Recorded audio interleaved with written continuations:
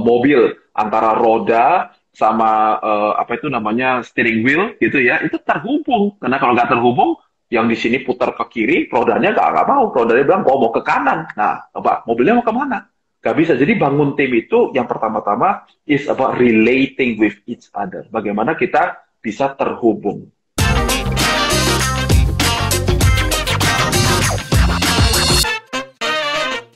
Oke, halo Coach. Ini kita mau perkenalkan dulu nih Coach David ke rekan-rekan IC Heroes di sini. Jadi kita kedatangan Coach David Cokro Raharjo yang kayaknya lagi berseri-seri banget ya Coach ya malam ini. Coach ini adalah seorang business leadership coach dan hari ini akan share how to be a super leader to build a super team. Mantap sekali. Gimana kabarnya Coach David? Luar biasa. Thank you for having me. Thank you juga Coach, thank you banget ya udah bersedia buat live IG nih bareng Idea Cloud. Mungkin untuk rekan-rekan IC Heroes di sini juga bisa ini nanti kan kita akan dapat banyak banget nih materi-materi yang sangat berharga dari Coach David. Bisa ditulis ya, siapa tahu mau nge-upload di IG story juga bisa, nanti tag aja Idea Cloud dan tag juga Coach David di sini. Oke Coach, bahas soal tema hari ini ya. Kan dalam berbisnis itu memang penting sekali ya Coach untuk membentuk tim. Tim yang nanti leadernya baik juga bisa membuat bisnisnya lebih baik, lebih efisien, misal lebih produktif juga, bahkan mengurangi employee turnover. Jadi tentu ini sangat penting ya untuk dibahas malam ini. Nah Coach, saya mau mulai dengan pertanyaan yang cukup menggugah nih, supaya rekan-rekan IC Heroes di sini juga tertarik nih. Coach, menurut Coach David, sebenarnya sebagai leader ya di bisnis, biasanya tuh kesalahan apa aja sih yang lazim dilakukan oleh para leader nih? Ya, so sesuai dengan topik hari ini yang kalian mau, yang kita mau bahas pada hari ini, pemimpin adalah sentral daripada sebuah business operation. Jadi semua, kalau kita bayangkan kalian lagi pegang sebuah botol, kalau botolnya isinya 550 mili, ya seperti itulah kapasitas daripada botol itu. So leadership is that important. Jadi kesalahan apa yang kita lakukan sebagai pengusaha adalah biasanya nomor satu kita nggak tahu kapasitas kita sendiri. Jadi kita mau mencapai sebenarnya, wah kita mau bangun perusahaan yang unicorn sebagai contohnya gitu ya. Tapi kita sendiri apakah ngerti nggak kenapa atau aturan mainnya seperti apa? Nah, oleh karena itu biasanya sebagai seorang investor, pada saat saya bertemu dengan orang itu, yang saya mau tahu adalah orang ini sebetulnya punya kapasitas apa. Nah, jadi bukan cuma hanya mimpinya, pemikirannya, tapi dia sendiri bisa nggak. Nah, itu yang kedua adalah seperti sebuah koin gitu ya. Dia ada dua sisi. Satu adalah si foundernya, tapi kemudian di sisi lainnya adalah timnya. Nah, which is the topic untuk hari ini gitu ya. Jadi orang dan timnya itu yang menjadikan perusahaan itu sekarang memiliki sebagai contohnya mungkin 50 liter punya kapasitas. Nah, sehingga bersama-sama kita bisa bikin satu perusahaan yang lebih besar dan you can do many different things. Nah, dari sana baru we get technical. Kita mesti cerita tentang business model dan revenue model. Ada orang yang nggak punya business model. Modelnya adalah pokoknya di mana ada cuan di situ, gua mau ke situ. Saya mau dagang di sana. Nah, transaksi tidak sama dengan bisnis. Walaupun transaksi merupakan bagian daripada pembuatan sebuah bisnis. Gitu ya. Kemudian ada bisnis model, tapi nggak punya revenue model. Artinya kita ngerti apa yang sedang kita kerjakan, tapi it doesn't make any sense dalam pengertian bagaimana perusahaan ini bisa mendapatkan revenue atau pendapatan yang bisa berulang atau bisa diprediksikan. Nah, itu namanya revenue model. Dan finally adalah tentu semua bisnis ceritanya tentang prosperity daripada stakeholdernya. Yes, absolutely. Tapi kemudian kita juga perlu bercerita tentang dampak atau benefit atau faedah apa yang kita bisa berikan kepada customer kita, employee kita, atau komunitas kita, atau whatever it may be. Jadi ketiga koin ini merupakan tiga koin yang perlu dimiliki oleh pengusaha. Dan yang tadi pertanyaan adalah kesalahan apa? Kesalahannya itu, kadang-kadang kita cuma cerita, pokoknya kan gue founder yang hebat. Tapi Anda bukan seorang manajer yang hebat, makanya nggak jadi.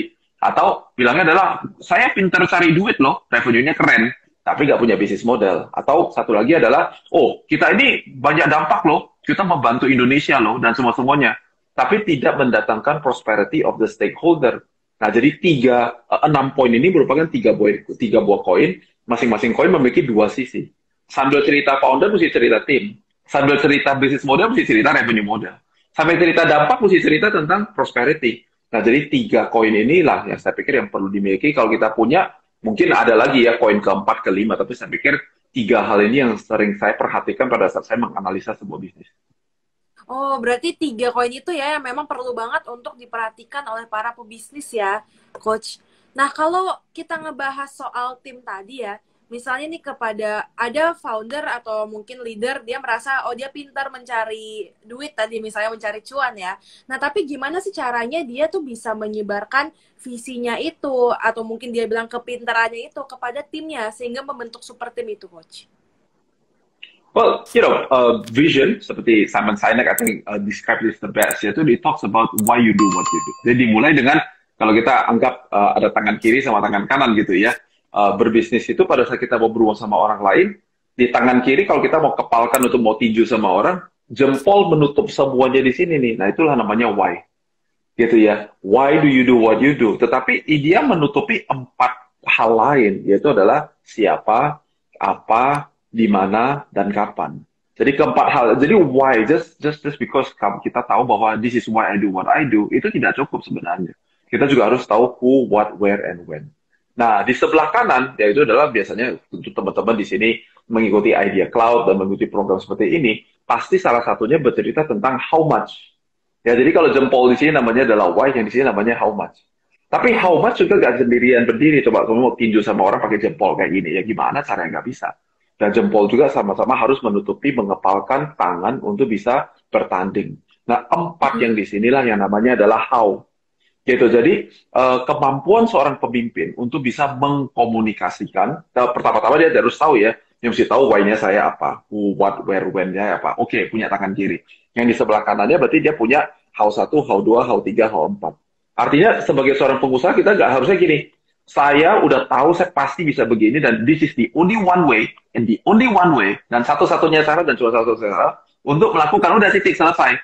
Nah, karena pengalaman saya udah lebih daripada 22 tahun, mulai dari pengusaha, mulai kemudian jadi investor, dan sekarang menjadi seorang pelatih, saya belum pernah, baik saya sendiri maupun orang lain, saya belum pernah ketemu ada business plan yang isinya adalah how tentunya. How-nya itu, nanti 5 tahun lagi saya lihat ke belakang, saya bilang gini, nah kan hebat kan? Setiap yang gue tulis di business plan terjadi persis seperti yang gue bilang. Kagak ada. Itu sebabnya topik hari ini cerita tentang founders dan timnya, bercerita tentang kemampuan kita untuk memikirkan ada berapa cara untuk mendapatkan satu hal yang sama.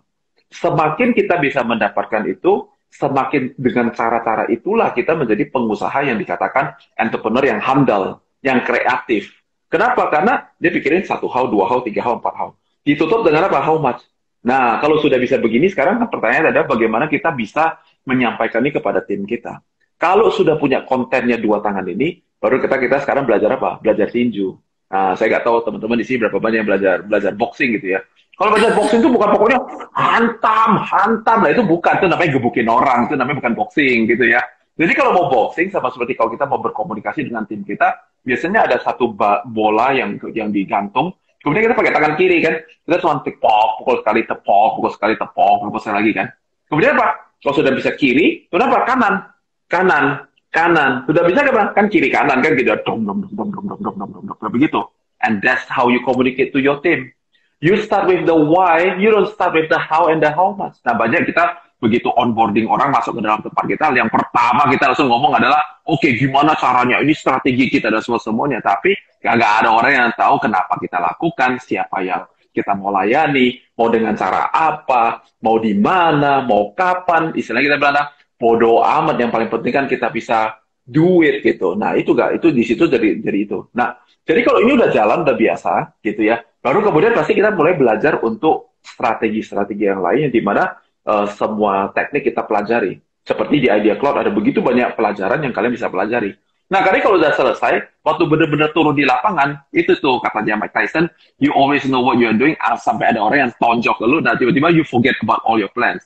Because now segala sesuatu disiplin, latihan yang kita lakukan, seperti dalam dunia tinju, di dalam dunia bisnis juga sama. Kita punya fondasinya, kita tulis business plan-nya, kita tahu yang kita mau lakukan, tapi nanti di pasar pasti ada banyak perubahan. Pasti nanti ada banyak tantangan. Ada banyak problem yang kita nggak pernah expect. Nah, bagaimana kita menggunakan disiplin kita, yang sudah kita tulis, yang sudah kita pelajari, untuk kemudian kita meresponi apa yang dibutuhkan oleh pasar. Ya, mudah-mudahan itu berguna ya.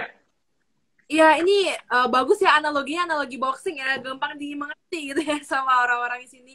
Wah, tadi menarik sih Coach membahas soal, kan pasti dalam berbisnis banyak risiko ya, nanti akan banyak tadi tantangan-tantangan yang mungkin nggak sesuai dengan ekspektasi awalnya nih dalam bisnis plan misalnya.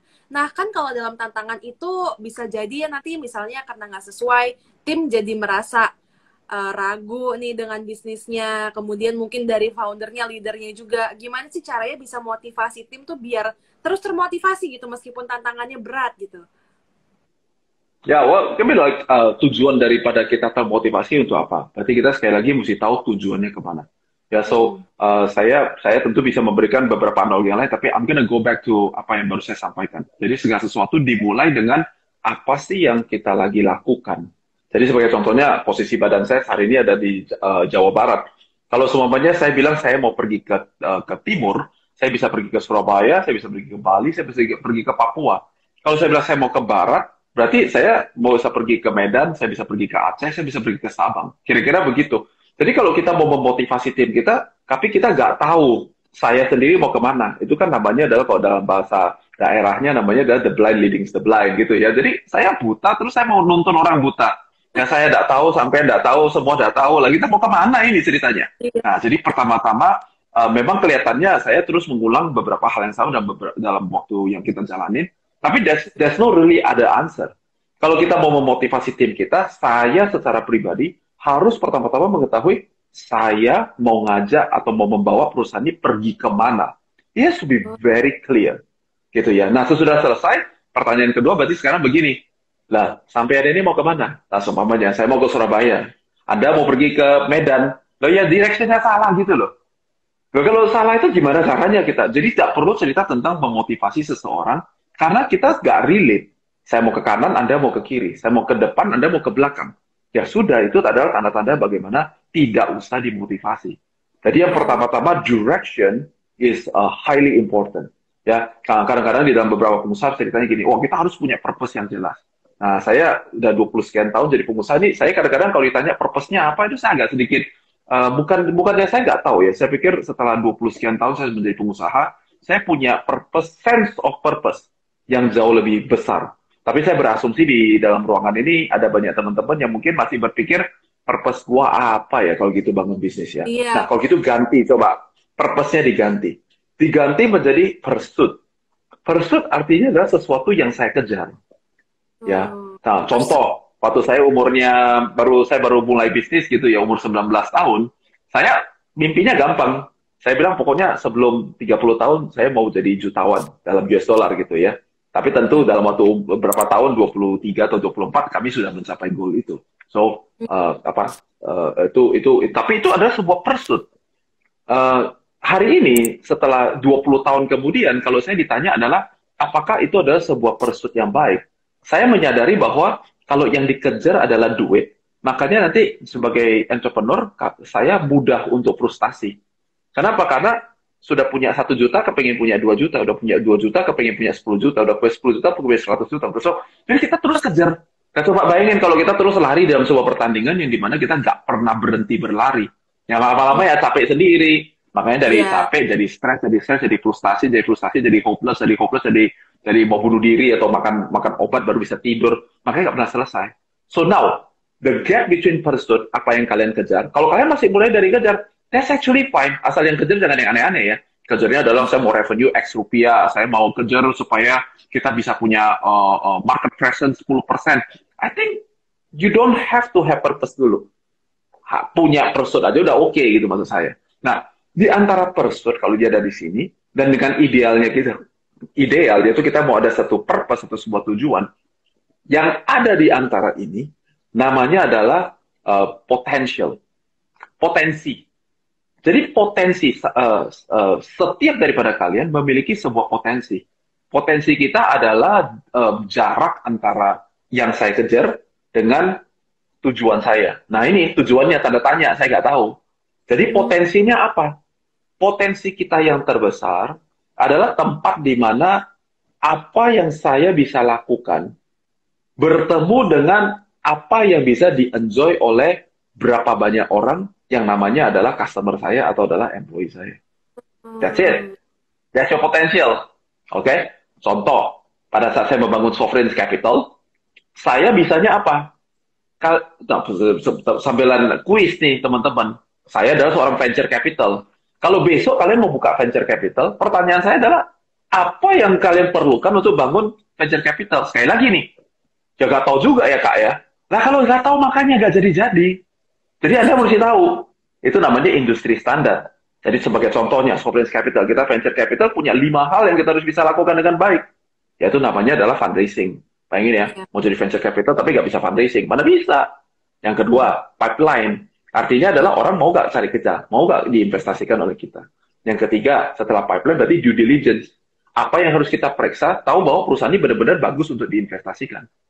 Yang keempat, berarti adalah sudah di due diligence kita investasikan kan. Berarti manage portfolio itu. Apa-apa saja yang saya perlu perhatikan dalam investasi jangka 5 tahun, 7 tahun, 10 tahun ini. Dan yang terakhir, berarti adalah operations yang di dalamnya berhubungan dengan legal, berhubungan dengan administrasi dan semuanya. Nah, mau main venture capital tapi nggak mau ngerti hukum. Nah, itu namanya kayak hantam kromo tapi ngerti nggak? Jadi itu sesuatu itu. Nah, 5 nih. Nah, 5 nih ya. Kalau sudah tahu ada 5 di sini, berarti kan kita mesti bertanya, Fit, lu bisa yang mana, Fit? Contoh nih, contoh ya. Fit, bisa nggak yang nomor 1? Nggak bisa. Nomor 2? Nggak bisa. Nomor 3? Nggak bisa. Nomor 4? Nggak bisa. Nomor 5? Nggak bisa. Nah, berarti potensinya nggak ada. Betul nggak? Nah, kalau semuanya saya bilang gini, oh saya bisa 3, tapi 2-nya saya nggak ada. Kebisaan saya di 3, yang mengakibatkan saya bisa dapat partner yang mau dikerjain 2. Betul nggak? Mana ada partner yang mau kerja sama saya, kalau sebenarnya 5-5-nya saya nggak bisa, pokoknya ya makanya saya justru ngajak lu kan karena gua nggak bisa lah. Tapi lu bisa yang mana, Fit? Semua nggak bisa. Nggak bisa. Nggak ada potensi. Jadi potensi berarti ada 5 hal yang harus saya kerjakan. Saya bisa 3, saya punya partner yang bisa 2. Nah, karena kita berdua bisa kerjakan 5, maka kita bisa melayani pasar, bisa cuma 10 orang, atau 10 juta orang, atau 1 miliar orang, atau, nah, disitulah potensinya kita.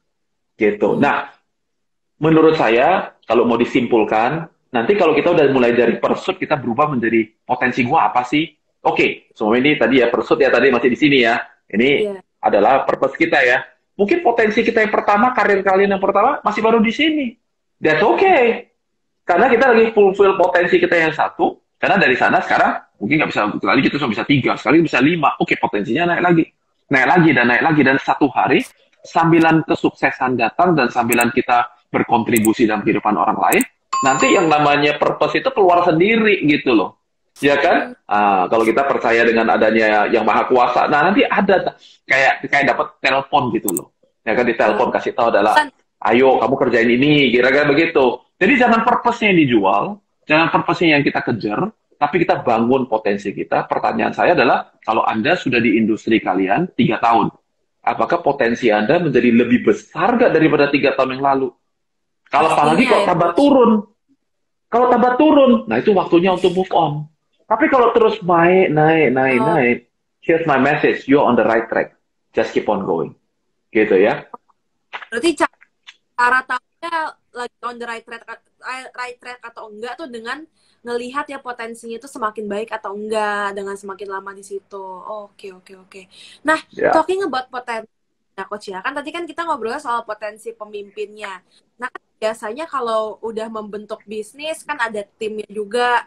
Nah, mungkin di tim ini masing-masing mereka punya potensi masing-masing yang perlu digali. Nah, itu sebenarnya sebagai leader, gimana sih caranya bisa mastiin setiap member itu dapat bisa menggali potensinya gitu dengan maksimal? Yeah, so I think that itu adalah sebuah tujuan yang sangat mulia ya. Seorang pemimpin harusnya didefinisikan sebagai seseorang yang karena keberadaannya, orang-orang di sekitarnya, berarti dalam hal ini termasuk timnya dia, menjadi lebih baik gara-gara dia. Right? Kalau kita taruh tanda opposite atau lawan kata, berarti gini. Kalau kita pakai katanya, kita rubah ya, jangan pemimpin, tapi kita pakai kata seorang bos. Kalau seorang bos berarti apa? Bos itu berarti apa? Gara-gara lu orang semua dari sekitar gua, I look so good. Do you like me? Karena ada orang sekitar saya. Jadi bos itu adalah dia duduk diam dan dia pikir gini. Soal kita pikirkan tipikal yang kita sebut sebagai raja atau apa gitu ya. Dia maunya apa? Dianya ya digendong sama semua orang lain. Kalau bisa nggak usah pakai tangan untuk makan karena ada yang suapin. Nah itu kan namanya bos gitu ya. Nah tapi kalau kita bilang kita seorang pemimpin, berarti pemimpin ngapain? Bukannya berarti kita nggak mau dilayani atau segala macam. Menurut saya oke-oke aja, itu lumrah.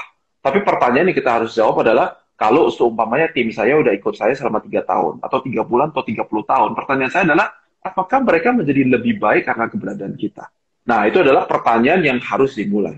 Nah, kalau kita sudah memulainya dari sana, berarti sekarang kan pertanyaan lanjutannya menjadi adalah, apa yang saya bisa lakukan supaya mereka bisa mencapai potensi mereka? Berarti frameworknya nggak usah diganti-ganti, pakai lagi sama. Di sini namanya pursuit, di sini namanya potensi, di sini namanya purpose. Gitu. Jadi pertanyaan yang biasanya saya tanyakan khususnya untuk orang-orang yang langsung ada di dalam inner circle saya bertanya 5 tahun, 10 tahun dari sekarang, sampai ada mau di mana? What is your vision? Gitu. Nah, biasanya, mari saya bantu supaya lebih mengkerucutkan jawaban ini. Biasanya jawabannya adalah satu, Kak, saya mau jadi entrepreneur. Dua, dia bilang adalah, saya mau jadi intrapreneur. Atau tiga, dia bilang begini, Kak, saya senang banget kerja sama kakak. Saya mau kerja 100 tahun sama kakak. Kak, kira-kira begitu. Ya kan? Nah, biasanya kalau yang 100 tahun, saya paling takut gitu. Ya kan? Saya janji seumur hidup cuma sama istri saya, seumur hidup, sehidup, semati. Sudah cukup satu, saya nggak perlu satu lagi. Kira-kira begitu ya. Karena saya pikir nggak ada yang langgeng, nggak ada yang sifatnya itu 100 tahun atau 50 tahun atau 20 tahun. Bukan karena di zaman kita sekarang itu sesuatu yang langka. I don't think that is the case. Hanya sekedar karena menurut saya dalam konteks melakukan bisnis dalam konteks melakukan bisnis loyalty is overrated. Trust is the currency of building relationship in business. Jadi bukan loyalty, gitu ya. Saya loyal dengan istri saya, tapi saya mau supaya saya dipercayai oleh tim saya dan saya mempercayai tim saya. Loyalty is too expensive di dalam bisnis, but trust itu harusnya menjadi mata uang daripada relationship kita di dalam berbisnis. Gitu. Jadi menurut saya ini beberapa hal yang mungkin perlu untuk dipertimbangkan gitu. Ya kan? Jadi kalau semuanya saya tanya, tadi kan ada 3 pilihan ya. Nah, kalau dia bilang, saya mau kerja seumur hidup gini, saya mau tanya, emangnya kalau udah nggak apa-apa juga sih. Tapi 5-10 tahun dari sekarang, kamu mau cari posisi apa? Mau gantiin saya? Atau mau yang mana gitu loh. Nah, berarti kan mau jadi employee, kalau mau jadi profesional. Nah, where you heading? Where you heading? Kita harus tahu gitu. Nah, kalau dia bilang saya mau jadi entrepreneur, nah saya kebetulan kalau teman-teman do a little bit of research on me, kalian kan mendapatkan bahwa kerja sama David di inner circle kayak masuk universitas. Karena memang biasanya banyak orang-orang di sekitar saya yang nantinya lulus dan buka startup atau join di perusahaan orang lain sebagai employee nomor 3, nomor 5, or anything like that. Jadi saya memang kebetulan senang untuk grooming orang. Jadi kalau orang bilang saya mau jadi entrepreneur, saya nggak. Kemudian adalah, mau jadi entrepreneur kerja sama gua. Apa, mau makan gratis? Go away. Enggak. Saya bilang, come, welcome gitu. Ya, jadi saya pikir, that's how you find out the potensi of that person. Gitu ya. Nah, lebih daripada itu, semuanya ada berhubungan dengan kata-kata daripada pengalaman dan wawasan. Ya, karena setelah saya melakukan ini selama 20 sekian tahun, kadang-kadang orang baru ngomong gini, saya udah lihat, mungkin agak sedikit prejudis ya. Tapi memang saya udah rasa adalah, sampai ini cuma ngomong gede doang. Anda tidak punya potensinya ke situ, tapi jadi kadang-kadang perlu kreativitas lagi di situ. But the basic component adalah trust. Saya harus bisa percaya sama orang itu dan dia percaya sama saya. Kalau dia ngomong sama saya bahwa saya kepengen jadi entrepreneur, dan saya bilang adalah kerja buat saya selama 3 tahun. Setelah 3 tahun, I will let you go. Will he trust me and will I trust him? That is the question. Itu adalah pertanyaan yang kita harus bisa jawab. Kalau kita bisa jawab itu, nah harusnya potensi yang daripada tim kita itu akan lebih mudah atau ketegangan-ketegangan yang nantinya terjadi selama 2 tahun, 3 tahun, itu lebih mudah untuk di manage gitu ya. Daripada kita tidak pernah mendapatkan that honest conversation di awal daripada proses recruitment itu. Ya. Bener banget, trust itu yang paling penting ya. Menarik tadi Coach, kalau untuk contoh-contohnya langsung juga sepertinya kalau ada leader-leader di sini yang punya bisnis bisa diimplement juga nih supaya bisa menggali potensi nggak cuma diri sendiri tapi juga orang-orang yang tergabung ya di bisnis-bisnisnya. Oke Coach. Nah kalau Coach sendiri mungkin bisa ceritain juga nih pengalaman dalam memimpin tim gitu ya. Mungkin biasanya tuh kesulitannya apa aja sih gitu yang bisa diekspektasi sama setiap pemimpin dalam berbisnis? Ya, kalau kita cerita kesulitan, saya pikir ada 1 juta macam kesulitan untuk membangun tim ya. Saya pikir saya lebih menceritakan tentang bagaimana caranya kita membangun tim itu aja. gitu ya. Jadi untuk membangun pemimpin, membangun sebuah tim, yang pertama kita mesti relate.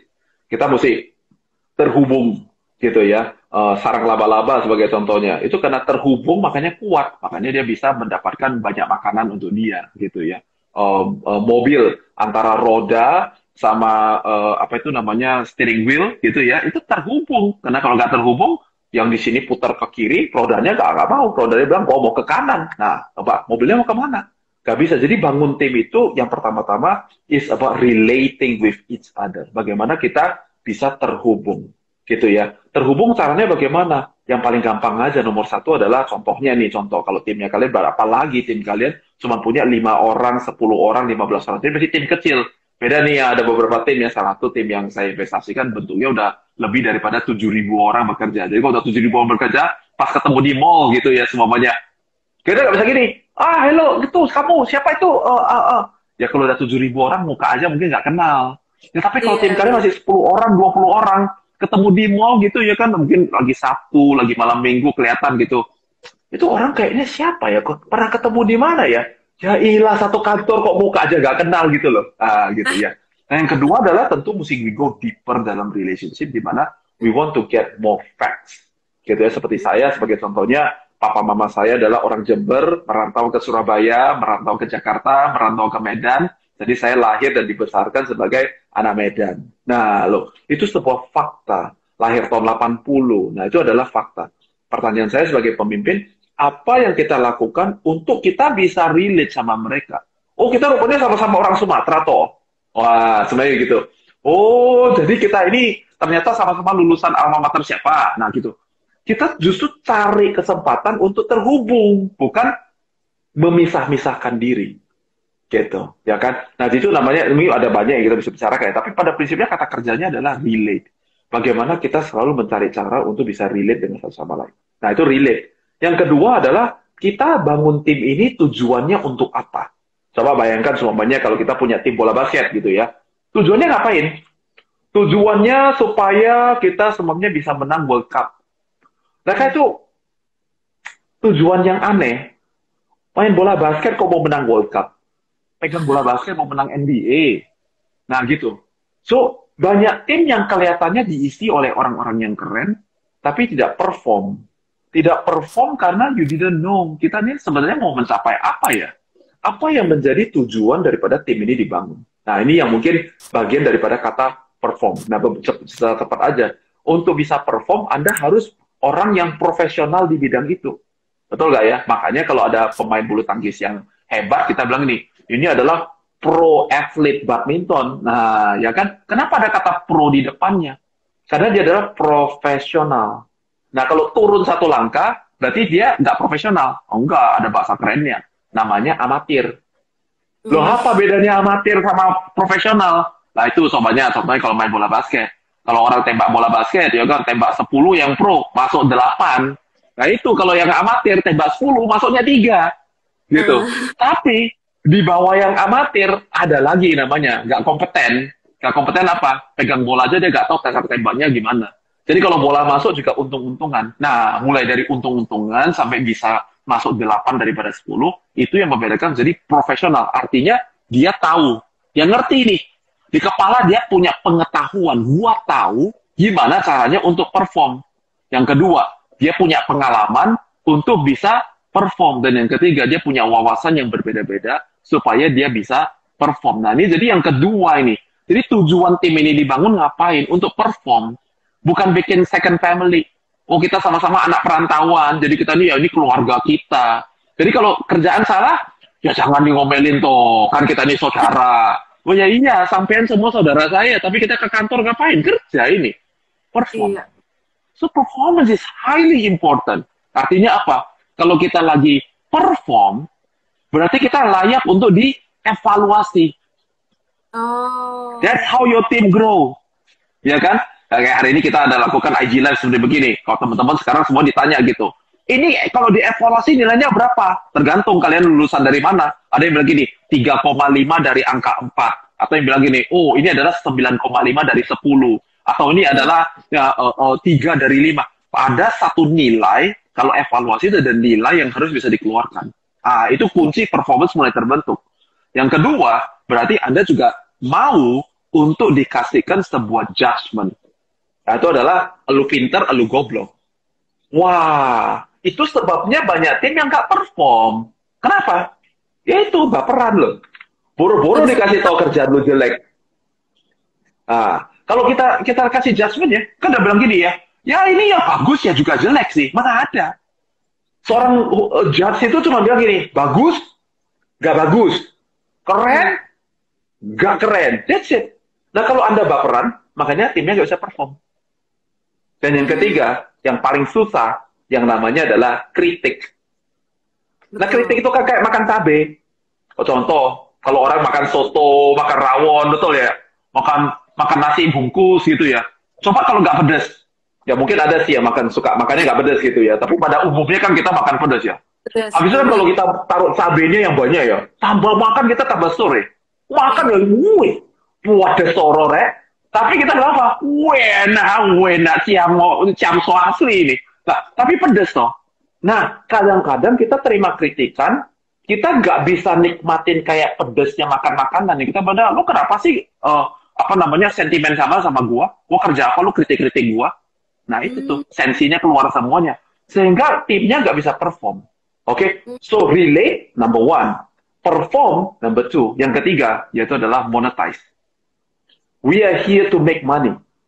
Kecuali kita adalah kalian mungkin adalah yayasan non-profit ya gak apa-apa juga. There is nothing wrong with that. Tapi kalau kita mau bangun bisnis, berarti kita mesti monetize. Gitu ya. Jadi ketiga hal ini kalau you lihat singkatannya berarti adalah relate, perform, and monetize RPM. Nah kayak main mobil. Nah itu kan kalau diinjak gasnya dan RPM nyung gitu ya. Nah ada orang gimana tuh mau kenal potnya udah bunyi, gaya cuma satu, mobilnya pelan, tapi suaranya kenceng. Nah itu tuh kelihatannya keren, tapi mobilnya nggak lari-lari. Tapi kalau kita mau bangun tim, mau pakai apa? Ferrari sebenarnya kayak gitu ya. Pencetnya mau sedikit, RPM-nya udah, tapi lari ya, cepet loh. Loh kok bisa ya? Ada tim yang 8 bulan sudah bisa mencapai ini, ada tim yang sudah 80 bulan nggak nyampe-nyampe. Nah, semuanya berhubungan dengan RPM. Gitu. Ya, ini baru harus dicatat banget nih. Ini sudah ada yang nyatet juga nih tadi quote dari Coach David nih. Ini bisa banget ya kalau ada yang mau kasih pertanyaan juga bisa tanyain ke question box. Nanti kita akan bahas juga. Terus juga kalau nemu-nemu quotes-quotes menarik nih dari Coach David tadi banyak banget ya. Even saya aja nih sebagai orang yang mau mulai berbisnis juga mulai wah jadi terinspirasi banget nih Coach. Luar biasa.